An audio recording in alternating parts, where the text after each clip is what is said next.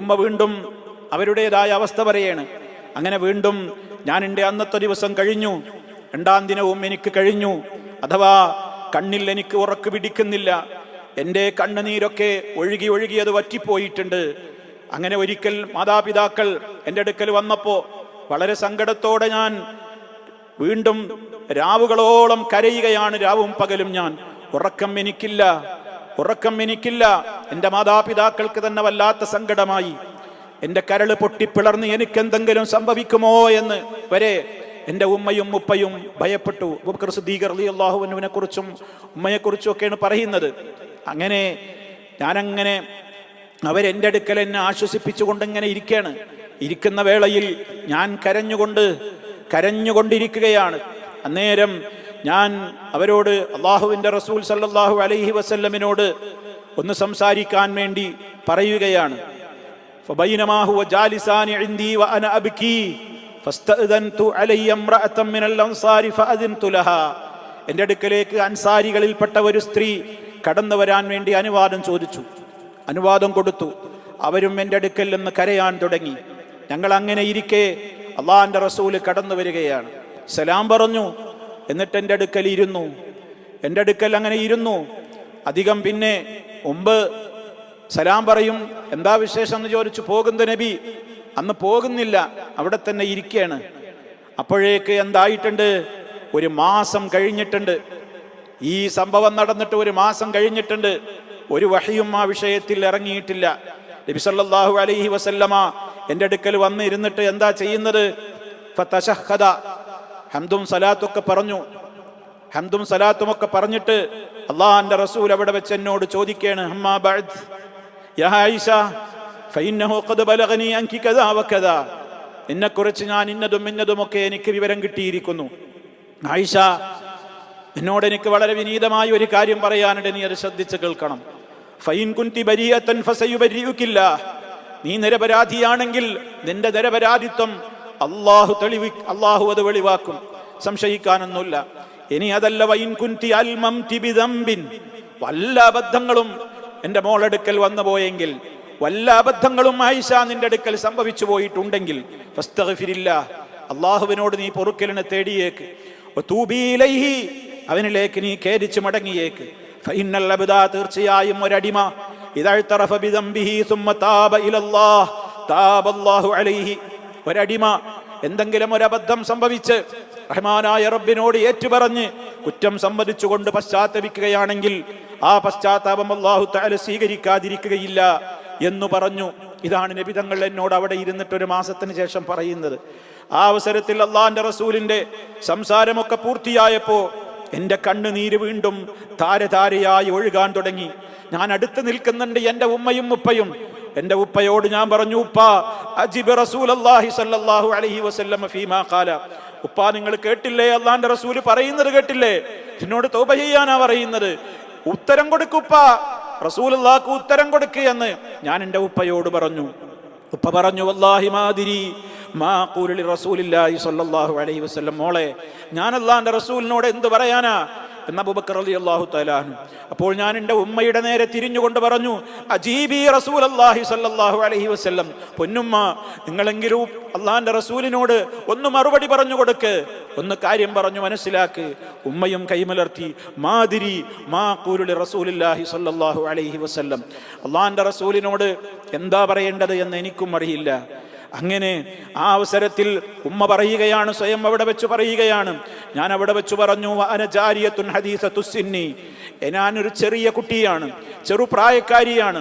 ലാ ഖറഉ കസീറൻ മിനൽ ഖുർആനി, എനിക്ക് ഖുർആനിൽ നിന്ന് അധികമൊന്നും പാരായണം ചെയ്തിട്ടുള്ള പരിചയമോ അത്ര അറിവോ ഒന്നും എനിക്കില്ല. പക്ഷേ ഇന്നി വല്ലാഹി ലഖദ് അലിംതു ലഖദ് സമഅതും ഹാദൽ ഹദീസ് ഹത്താ ഇസ്തഖറ ഫീ അൻഫുസികും വസദ്ദഖ്തും ബിഹി, നിങ്ങൾ ചിലതൊക്കെ കേട്ടു എന്ന് എനിക്കറിയാം, പലതും നിങ്ങളുടെ മനസ്സിൻ്റെ അകത്ത് നിങ്ങൾ അങ്ങനെ കൂട്ടിവെച്ചിട്ടുണ്ട് എന്നും എനിക്കറിയാം. ഞാൻ നിരപരാധിയാണ് എന്ന് ഞാൻ നിങ്ങളോട് പറഞ്ഞാൽ നിങ്ങൾ ഒരു പക്ഷേ അത് സമ്മതിക്കൂല, നിങ്ങൾ ആരും എന്നെ അംഗീകരിക്കൂല. ഇനി നിങ്ങൾക്കൊക്കെ വേണ്ടിയിട്ട് ഞാൻ അങ്ങനെ ഉണ്ടായി എന്ന് ഞാൻ പറഞ്ഞാൽ അത് ഞാൻ പറയുന്നത് ഒരു കളവായിട്ടും മാറും. അതെനിക്ക് പറയാനുമാവില്ല. കാരണം ഞാൻ അള്ളാഹുവിനറിയാം ഞാൻ ഇതിലൊക്കെ 100% നിരപരാധിയാണെന്ന്. അതുകൊണ്ട് വല്ലാഹി മാ അജിദു ലക്കും മസലൻ, എനിക്ക് നിങ്ങളോട് ഉപമയും ഉദാഹരണവുമായിട്ട് പറയാൻ ഖുർആനിൽ എന്ന ഒരൊറ്റ വാക്കല്ലാതെ ഞാൻ കാണുന്നില്ല. ഇല്ലാ ഖൗല യൂസുഫ്, യൂസുഫ് നബി അലൈഹിസ്സലാത്തു വസ്സലാം പറഞ്ഞില്ലേ, ഫസബ്റുൻ ജമീൽ, ഫസബ്റുൻ ജമീൽ വല്ലാഹുൽ മുസ്തആനു അലാ മാ തസിഫൂൻ. എന്താണ്? ഭംഗിയായ ക്ഷമ തന്നെ.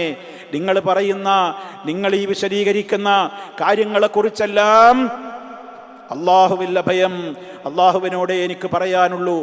ആ വാചകമല്ലാതെ, സൂറത്ത് യൂസുഫിൽ വന്നിട്ടുള്ള ആ വാചകമല്ലാതെ എനിക്ക് മറ്റൊന്നും പറയാനില്ല എന്നും പറഞ്ഞ് ഞാൻ എൻ്റെ വിരിപ്പിലേക്ക് അപ്പുറത്തേക്ക് ചെരിഞ്ഞ് കിടന്ന് ഏങ്ങി തേങ്ങി ഞാൻ കരയാൻ തുടങ്ങി.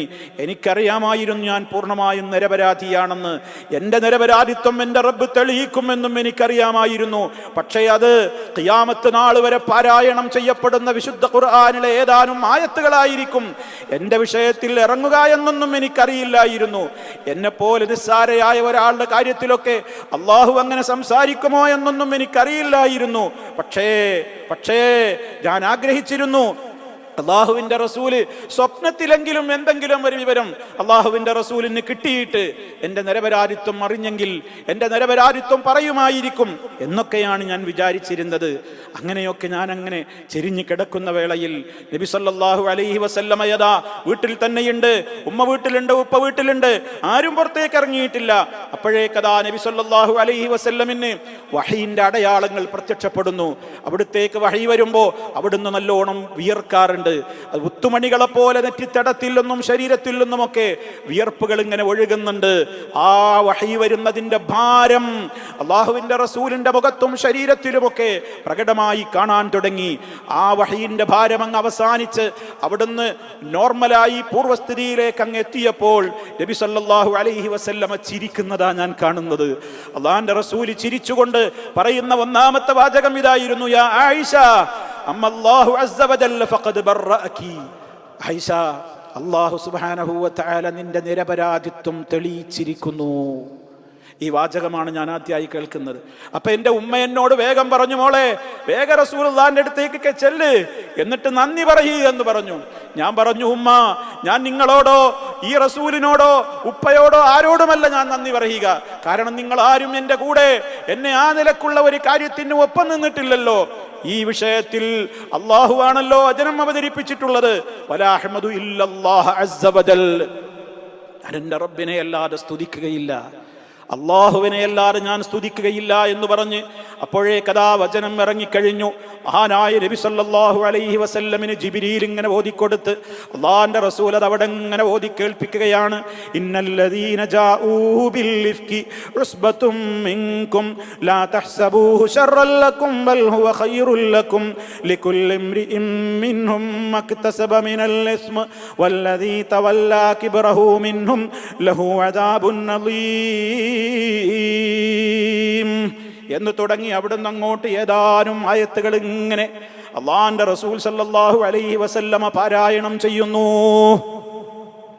അതാണ് സുഹൃത്തുക്കളെ, ഇനി നമ്മൾക്ക് അർത്ഥം പറയാനും വിശദീകരിക്കാനുമുള്ള ഇന്നല്ലദീന ജാഊ ബിൽ ഇഫ്കി എന്ന തുടക്കത്തിൽ ഞാൻ ഓതിക്കേൾപ്പിച്ച സൂക്തം മുതൽ ഇനി അങ്ങോട്ടുള്ള ഏതാനും സൂക്തങ്ങൾ ആ വിഷയത്തിലെ നിലപാടുകളാണ് പറയാൻ പോകുന്നത്. സുബ്ഹാനല്ലാഹ്. സുദീർഘമായ ഹദീസിന്റെ ആ വിവരണം നമ്മുടെ ഉമ്മ നമ്മളൊരു നേർക്കാഴ്ച കാണുന്നത് പോലെ അവരത് അവതരിപ്പിച്ചത് ഹദീസ് ഗ്രന്ഥങ്ങളിലെല്ലാം പ്രസിദ്ധമായി രേഖപ്പെട്ട് കിടക്കുകയാണ്. ഒരുപാട് നമ്മുടെ ഉമ്മ എന്ന വേദന അനുഭവിച്ചു. പക്ഷേ കാരുണ്യത്തിൻ്റെ റബ്ബ്, കരുണാമയനായ റബ്ബ് കുറേ കാലത്തിന് ശേഷമാണെങ്കിലും അവരുടെ നിരപരാധിത്വം തെളിയിച്ചു. വമ്പിച്ച മഹത്വത്തിന് അവർ ഇരയായി. ഖിയാമത്ത് നാൾ വരെ ലോക മുസ്ലിമീങ്ങൾ പാരായണം ചെയ്യുന്ന ആയത്തുകളിൽ ഉമ്മയുടെ നിരപരാധിത്വം വളരെ കൃത്യമായി തെളിഞ്ഞു കിടക്കുകയാണ്. അത് ഉമ്മയുടെ മഹത്വം തന്നെയാണ്.